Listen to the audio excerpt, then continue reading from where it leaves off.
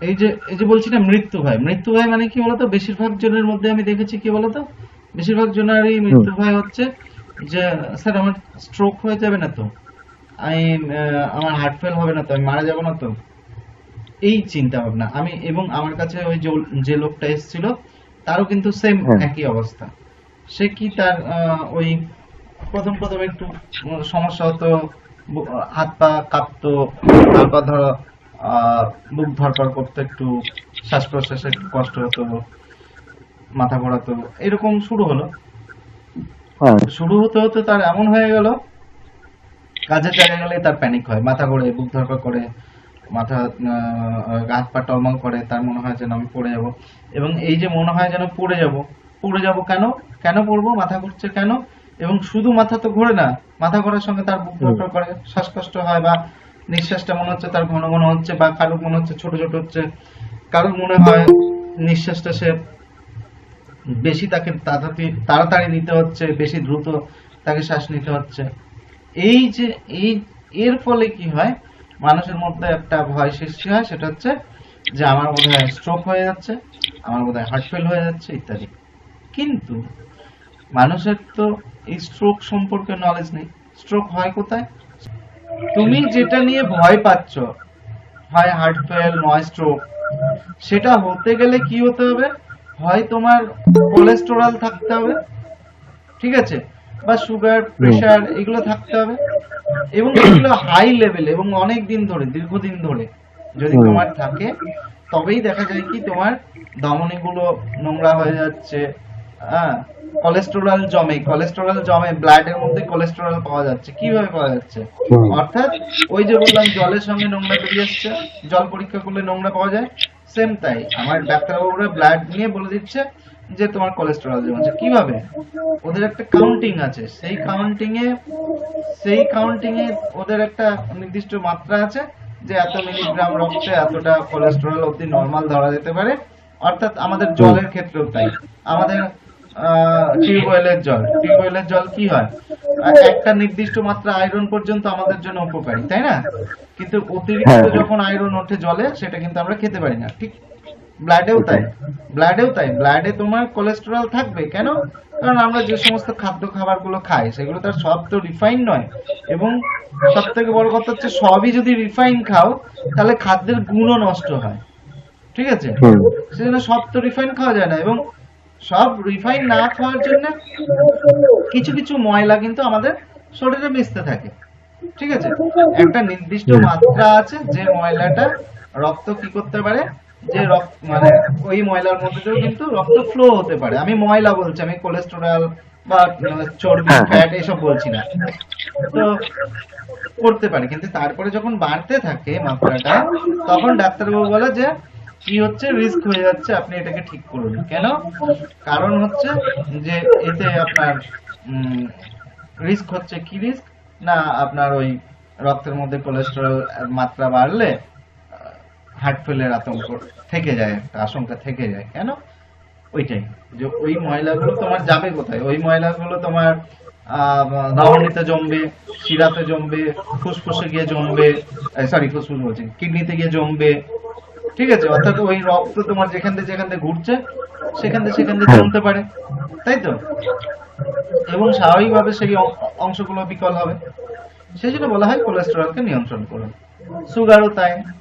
Sugar যদি অতিরিক্ত ভাবে আমার রক্তের সঙ্গে মিশতে থাকে খাদ্য থেকে, সুগার যদি হুম। ডাইরেক্ট আমার রক্তে বেশি মাত্রায় মেশে, তখন কি হয়, কিছু কিছু ওই জায়গায় গিয়ে সেগুলো বাসা বাঁধে, এবং সেই হুম। অঙ্গ প্রত্যঙ্গ গুলোর কাজ কিন্তু কি হয়, বিঘ্ন ঘটে।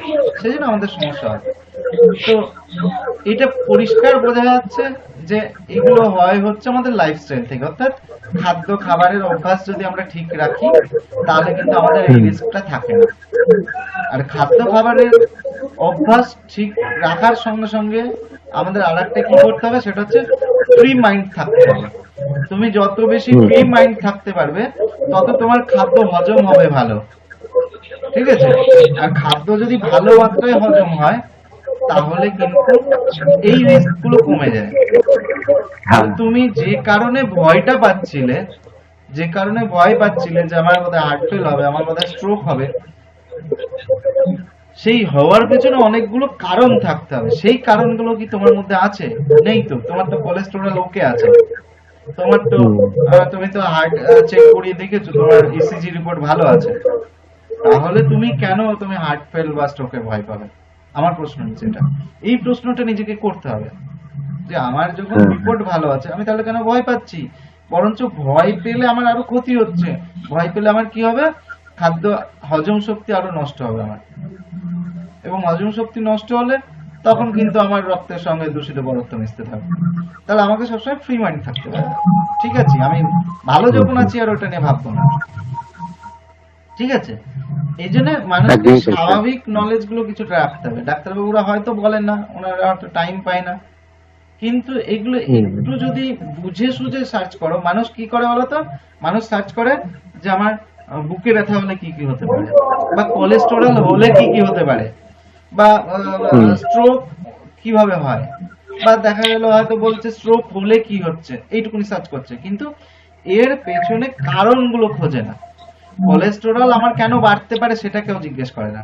কোলেস্টেরল বেড়ে গেলে কি হয় সেটা জিজ্ঞেস করে। তাহলে কোলেস্টেরল বাড়ে কিভাবে সেটা দেখো। সেটা যদি তুমি দেখে নাও তাহলে তো তুমি নিজেকে নিজে নিয়ন্ত্রিত করতে পারবে যে আমার এই কারণে কোলেস্টেরল বাড়ছে, তাহলে আমি এই বিষয়গুলো আমি কন্ট্রোল করবো নিজেকে, তাহলে আমার এটা বাড়বে না। আর কোলেস্টেরল বাড়বে না মানে আমার তাহলে আমার ভয় নেই, ঠিক না? একদম। তাহলে উল্টো পাল্টা চিন্তা না করে সঠিক ভাবে চিন্তা করো, সঠিক দিকে চিন্তা করো। ওকে, তাহলে দেখবে মৃত্যু ভয় কিন্তু আর কাজ করবে না। মৃত্যু ভয়কে জয় করতে গেলে সঠিক লজিকটা রাখতে হবে নিজের কাছে, যে আমি মরণের ভয় পাবো কেন। এবার দেখো, মৃত্যু তো সবার একদিন না একদিন হবে, সেই মৃত্যুটা তো আমরা কেউ জানি না। তো হ্যাঁ নিশ্চিত, সেটার জন্য তো ভেবে লাভ নেই। কিন্তু তুমি যে আতঙ্কিত হচ্ছ যে ওই কাজের জায়গায় গেলে আমি যদি পড়ে গিয়ে মরে যাই, আমি ওখানে গেলে পড়ে গিয়ে মরে যাব, বাজারে গেলে আমার হাত পা কাঁপছে, আমার বোধহয় কিছু হয়ে যাবে। কিছু হয়ে যাবে মানে সে এটাই বোঝাতে চায় যে আমি পড়ে গিয়ে মরে যাবো, আর কিচ্ছু নাই তার কাছে। কিন্তু এটা হওয়ার সম্ভাবনা আছে কিনা তোমার কাছে সেটা আগে বুঝতে হবে। ঠিক আছে, এটা যদি বোঝা থাকে তাহলে কিন্তু এই ভয়গুলো তোমার মধ্যে আর কাজ করবে না। ভয় না কাজ করলে দেখবে বিন্দাস থাকবে। একদমই স্যার, ভয়টাকে জয় করতে বলে সেই মানুষটা একদম সুস্থ হয়ে গেল একদম। একদম একদম। এবং আমি সেই জন্য বারবার প্রত্যেকটা ক্লাসে আমি কি করি, আমি সবসময় সবাইকে ক্লিয়ার করে বোঝানোর চেষ্টা করি যে তুমি যেটা নিয়ে ভয় পাচ্ছ সেটাকে বোঝো, তুমি কোনটাকে নিয়ে ভয় পাচ্ছ। অনেকে বলে স্যার আমি এটা নিয়ে ভয় পাচ্ছি। আরে তুমি যেটাকে নিয়ে ভয় পাচ্ছ সেই ভয়টাকে আগে আইডেন্টিফাই করো। কি ভয়, কিসের ভয়, ভয়টা আদৌ কি রিয়েল, সেইটা কি ভয় পাওয়ার মতো ভয়, তার মধ্যে বাস্তবতা আছে, নাকি শুধু আমার মনে হচ্ছে তাই আমি ভয় পাচ্ছি। বুঝতে পারলাম? নিজেকে তুমি যত আজে বাজে চর্চা না করে সঠিক চর্চাটা করো, দেখো মনেও শান্তি থাকবে আর তোমার এইসবগুলো কেটে যাবে। আর এই যে তোমাদের সমস্যা, অ্যাংজাইটি, ডিপ্রেশন, ওসিডি, ফোবিয়া, এই সবটাই ভাই মনের ব্যাপার। সবটাই মনের কুতকুত থেকে আসে। তুমি যত মনের কুতকুতানি কমাবে তত তোমার এসব কমবে, আর কিছুই থাকবে না। হ্যাঁ, আমি বলছি না যে কিছু তোমার একদমই কোনো কিছুই হয়নি সেটা বলছি না। তুমি যে সম্পূর্ণটা তুমি ইচ্ছাকৃত করছো তা নয়, কেউ ইচ্ছাকৃত করে না। যেটা হয় আচমকা হয়। আচমকা হওয়ার পেছনে কারণ থাকে। কিরকম কারণ থাকে? হয়তো তুমি কোনোদিন কোনো একটা বিষয় নিয়ে খুব বেশি চিন্তা করেছিলে, তখন তোমার ওই হরমোনাল ইমব্যালেন্স ঘটেছে, তুমি বুঝতে পারোনি। সেই হরমোনাল ইমব্যালেন্সটা হয়তো দেখা গেল 1 মাস পরে গিয়ে তোমাকে এফেক্ট করছে। বা দেখা গেল কোনো কারণে হয়তো তোমার ভিটামিন ডি লেভেল কমে গেছে, বা কোনো কারণে হয়তো ক্যালসিয়াম তোমার মাত্রা কমে গেছে, সেই কারণে তোমার সমস্যা হতে পারে। কিন্তু সেটার জন্য সঠিক একটা নির্দিষ্ট একটা পথ আছে নিজেকে ঠিক করার। সেই পথে না হেঁটে তুমি যদি সবসময় নিজেকে ভাবতে থাকো আমার বোধহয় কিছু হয়ে গেল, আমার বোধহয় কিছু হয়ে যাবে, মাথা চিনচিন করছে, তাহলে আমার বোধহয় কিছু হয়ে গেল। মাথা চিনচিন করলেই যে মাথার কোনো বিরাট জটিল কিছু তা নয়। মাথা তুমি 5 দিন 6 দিন পর পর ঘুমাবে না, ভালো না ঘুমলে তোমার এমনি মাথা ভারী হয়ে থাকবে, এমনি মাথা চাপতে হবে। তোমার তার মধ্যে যদি স্ট্রেস থাকে অন্য, তোমার একে ঘুম হচ্ছে না, তারপরে যদি তুমি টেনশন করতে থাকো, তাহলে তোমার তো মাথা ব্যথা করবে, তোমার তো মাথা চিন্তা হবে। বা দেখা গেল তোমার হয়তো কোনো কারণে হয়তো হরমোনাল ব্যালেন্স নেমে গেছে, সেখান থেকে হচ্ছে, সেখান থেকে হচ্ছে, তোমাকে বারবার অনুভূতি দিচ্ছে। তুমি তার জন্য তো বসে নেই, তুমি তো ডাক্তার দেখিয়েছো, ডাক্তারে তো তোমাকে বলেছে যে রিপোর্টে কিছু নেই, রিপোর্ট ওকে। যখন দেখলে রিপোর্ট ওকে, তখন নিজেকে, অবশ্য আমি বলাই বটে, এটা তো সবাই বোঝে না, তখন যদি মানুষ যদি একটু ডাক্তারবাবু বলে দেয় যে না আপনার মধ্যে কিছু নেই, আপনি বোধহয় বেকার বেকার সন্দেহ করছেন, ভয় পাচ্ছেন, আপনি একটু কাউন্সিলিং করুন, এই কথাটা যদি মানুষকে বুঝিয়ে বলে না, তাহলে মনে হয় এত মানুষ এতদিন ধরে ভুগতো না। আমি, আমার কাছে তুমি বিশ্বাস করবে না সাদ্দাম, আমার কাছে এই ফেব্রুয়ারির, আজকে 18 তারিখ, এই 18 তারিখের মধ্যে মোটামুটি ধরো 75 থেকে 80 জন আমাকে এসএমএস করেছে আমার ফেসবুক অ্যাড দেখে, ঠিক আছে, ইউটিউবে ভিডিও দেখে 75 থেকে 80 জন এসএমএস করেছে। তার মধ্যে আমি খুব জোর 4 থেকে 5 জনকে পেয়েছি যারা তোমার কাউন্সিলিং কি জিনিস জানে, কাউন্সিলিং কি কি করতে হয় কাউন্সিলিং এ সেটা বোঝে। বেশিরভাগ মানুষ বোঝে না কাউন্সিলিং কি জিনিস, ঠিক আছে। তাহলে সেই মানুষটাকে আমি কি বলবো? সে তো আমাকে ডাইরেক্ট বলছে ক্লাস, আবার কি ক্লাস করে কি ভালো হয় নাকি? ও আপনি কথা বলবেন তো, কথা বললে আবার ভালো হয় নাকি? তাই ওষুধ তো ওষুধ দিলে বলুন। আপনি তো ওষুধ খাচ্ছেন 15 বছর। ও যা, হ্যাঁ খাচ্ছি, আপনি যদি ভালো ওষুধ দেন তাহলে খাবো। বোঝো, এটা স্যার মানে বলবে, কারণ আমি তো বুঝতাম না ব্যাপারটা, আপনার কাছে ঢুকে একদম একদম আমি খুব রেয়ার মানুষ পেয়েছি যে এসে আমাকে বলেছে স্যার আমি 15 বছর মেডিসিন খাচ্ছি, আমি আর মেডিসিনটা খেতে চাই না, আমাকে মেডিসিন ছাড়া। আমি এরকম মানুষ খুব রেয়ার পেয়েছি, 2-1 জন। বেশিরভাগ মানুষ এসে আমাকে বলে স্যার মেডিসিন দেবেন, একটা মেডিসিন লিখে দিন না আমাকে, স্যার কি করতে হবে একটা ওষুধের নাম বলে দিন না, স্যার অমুক জায়গায় দেখিয়েছি ওষুধ খাচ্ছি ঠিক হচ্ছে না, স্যার আপনি একটা ওষুধ বলে দিন। আবার অনেকে এরকম বলছে স্যার আপনাকে আমি 1600 কেন, আমি ডবল দেবো, আমাকে একটা ভালো মেডিসিন আমাকে আপনি এ করে পাঠিয়ে দিন। বলো, বুঝতে পারছো?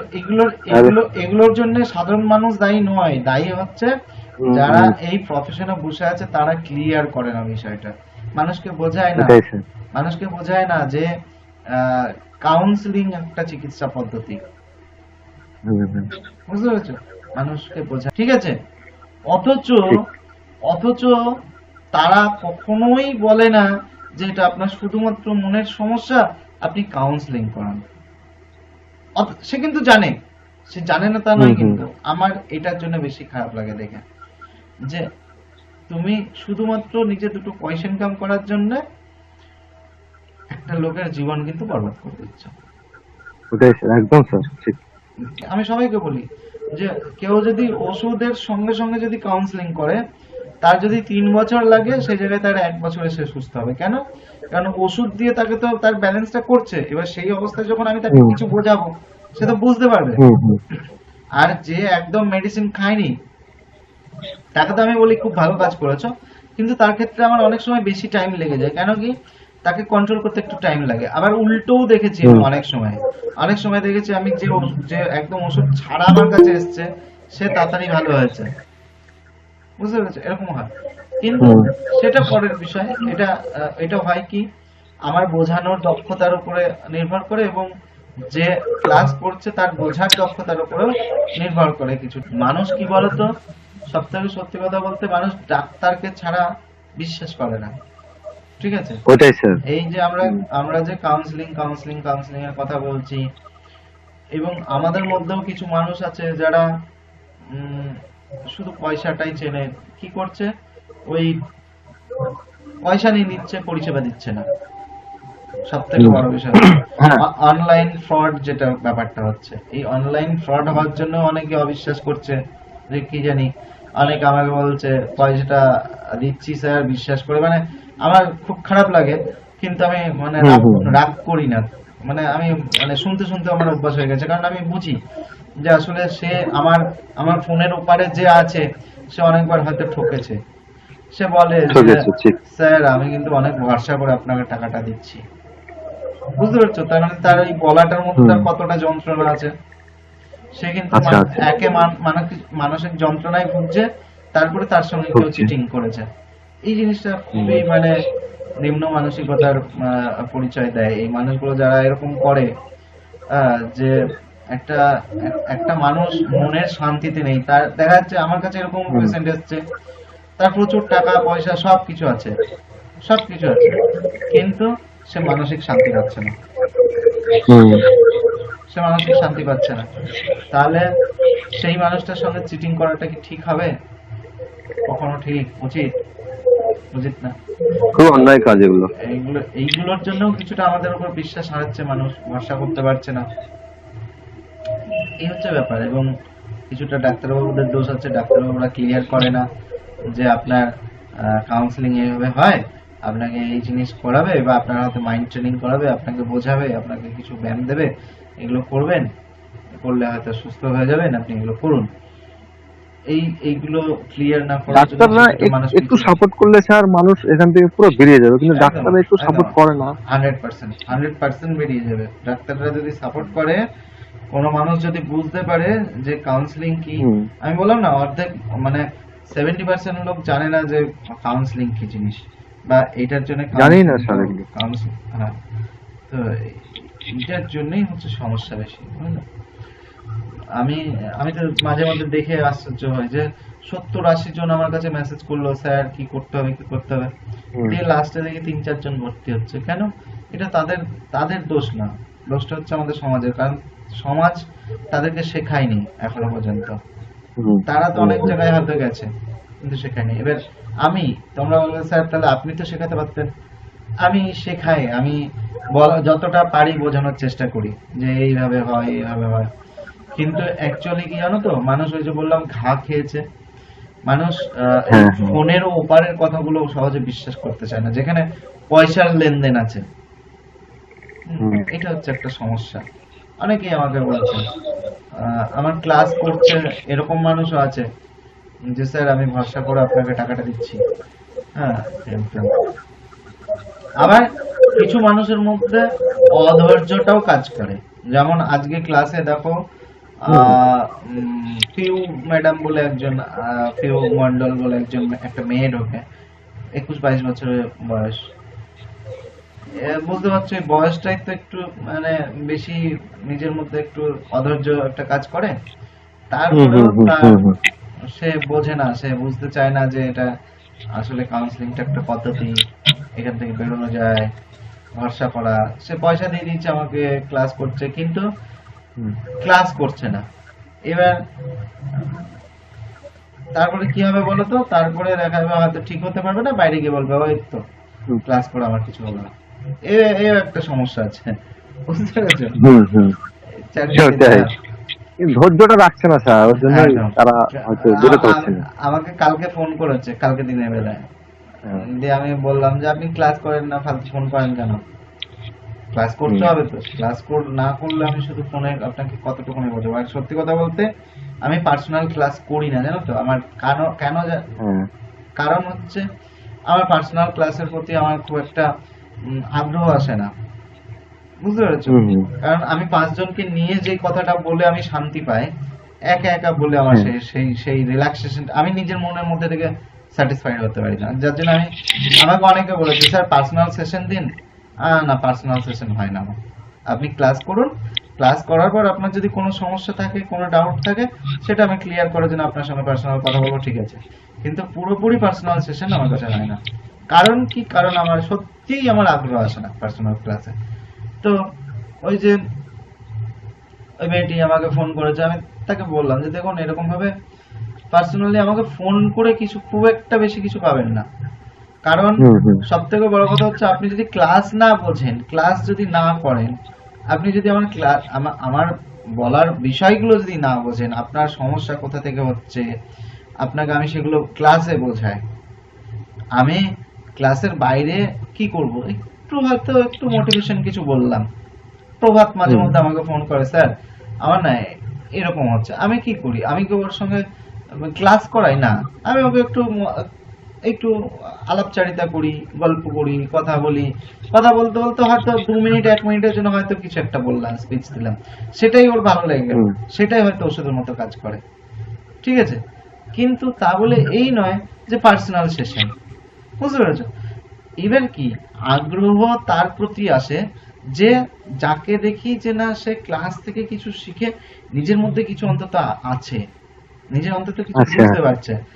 এবার হ্যাঁ হ্যাঁ মানে একটা লোক বা একটা মেয়ে বা একজন ছেলে যদি ফোন করে, সে দেখা যাচ্ছে 10 দিন আগে ক্লাসে ভর্তি হয়েছে, 15 দিন আগে ক্লাসে ভর্তি হয়েছে, অথচ সে প্রতিদিন ফোন করছে, তার ফোনের কথাবার্তায় এমন ভাব মনে হচ্ছে যেন সে নতুন। তখন না নিজের একটু কেমন লাগে, আর একে তো আমি কিছু শেখাতেই পারিনি। আমরা যখন স্কুল কলেজে পড়তাম আমাদের মাস্টারমশাইরা বলতেন যে দেখ তোরা যেদিন বড় হবি সেই দিন বুঝবি যে ডিস্টার্ব করার কি জ্বালা। যখন মাস্টারমশাইদের যে আজকে বিরক্ত করছিস তো, যখন তোরা মাস্টার হবি তখন ছাত্ররা যদি ডিস্টার্ব করে তাহলে বুঝতে পারবি। তো সত্যি কথা এখন বুঝি যে মাস্টারমশাইরা কেন বলতেন। মাস্টারমশাইরা বলতেন যে তোরা বাবা পড়িস না, তো যদি পড়াশোনা না করিস আমারও পড়াতে কিন্তু ভালো লাগে না। এখন বুঝতে পারি কেন উনি বলতেন। তুমি দেখবে এটা কিন্তু সত্যি কথা। তো এটা বাস্তব স্যার। এটা সত্যি কথা। তাহলে এই যে মেয়েটি যে ক্লাস করে না তার প্রতি আগ্রহ থাকবে? তুমি কিছু বলতে বলতে কোনো আগ্রহ থাকবে না, কারণ ভালো লাগবে না তাকে। আমার মাথাতেই আসবে না যে আমি তাকে কোনটা বোঝাবো, কোন সূত্র ধরে কি বলবো, বুঝতে পেরেছো? সেজন্য ক্লাস করাটা অত্যন্ত জরুরি। আর যদিও ক্লাসে প্রথম দিকেই থেরাপি সব দিয়ে দিয়েছি, কিন্তু ক্লাসটা এই কারণেই বলি কারণ তোমার কোথাও হয়তো একটু ব্লকেজ হচ্ছে, কোথাও সমস্যা হচ্ছে, কোথাও বুঝতে পারছো না, সেইগুলো ক্লিয়ার করার জন্য ক্লাস দরকার। এবং ক্লাসের বাইরে অবশ্যই ফোন করবে, যদি সমস্যা হয় অবশ্যই ফোন করবে ক্লাসের বাইরে, হ্যাঁ, কিন্তু ক্লাসটা মাস্ট, ক্লাসটা অবশ্যই করতে হবে। করতে হবে, মানে হ্যাঁ, না হলে কি, না হলে তো আমি খুঁজে পাবো না তোমাকে কোথা থেকে বলবো, কতক্ষণই বলবো, ঠিক না? এবার আমার একটা সমস্যা হলে স্যার আপনাকে আমি বলবো, আপনি শুনবেন, সেটা আপনি আমাকে কিছু লজিক দিবেন, সেটা আমি বুঝবো, আগামী দিন আবার সেটাকে বলবো স্যার আমি ঠিক আছি, অসুবিধা নাই। তো এই যে একটা ব্যাপার, রাখতে হবে না? এইভাবেই তো এগিয়ে যায় সবকিছু, তাই না? হ্যাঁ, এইভাবেই মানুষকে সব সময় ধরেন তারা এগিয়ে চলে যাবে। হ্যাঁ, এইভাবে ধরেন আগাবে। আর এখান থেকে যত ছটপট করবে ততই অসুবিধা হবে স্যার। এখান থেকে যত ছটপট করবে তত ডুবতে থাকবে, তত ডুববে। এটাই হচ্ছে আসল ব্যাপার। একটু আস্তে আস্তে এখান থেকে আস্তে আস্তে ধীরে ধীরে ধীরে ধীরে বেড়ে যাবে মানুষ, তবে একদমই বেড়ে যাবে 100% স্যার। একদম একদম। এটা আমি সবাইকে বলি যে দেখুন আপনাকে আমি গ্যারান্টি দেবো, 100% গ্যারান্টি দেবো আপনি সুস্থ হবেন, কিন্তু ক্লাস এবং আমি যে থেরাপি গুলো দেবো সেগুলো একটু ধৈর্য ধরে করতে হবে, প্র্যাকটিস করতে হবে। এবং অনেকে আবার এটাও ভয় পায় কি জানি, স্যার পয়সা নেওয়ার জন্য হয়তো বলে দিচ্ছে, দিয়ে পরে এমন ব্যায়াম দিয়ে দেবে হয়তো করতেই পারবো না, তখন তো স্যার বলবে যে তুমি ব্যায়াম করনি, সুস্থ হওনি। দেখো তোমরা যারা ক্লাস করছো তারা তো বুঝতে পারছো যে তেমন কোনো কিছু না, ভয়ের কিছু নেই, একদম সিম্পল কিছু ব্যায়াম দিয়েছি, সিম্পল কিছু ট্রিক দিয়েছি, এবং নিজের লাইফস্টাইলে কিছু চেঞ্জেস দিয়েছি, তাই না? এটাই, এই জিনিসগুলোই যদি প্রচার হতো আস্তে আস্তে, তাহলে মানুষ কিন্তু মানে অনেক মানুষ কিন্তু এখান থেকে খুব তাড়াতাড়ি সুস্থ হতো।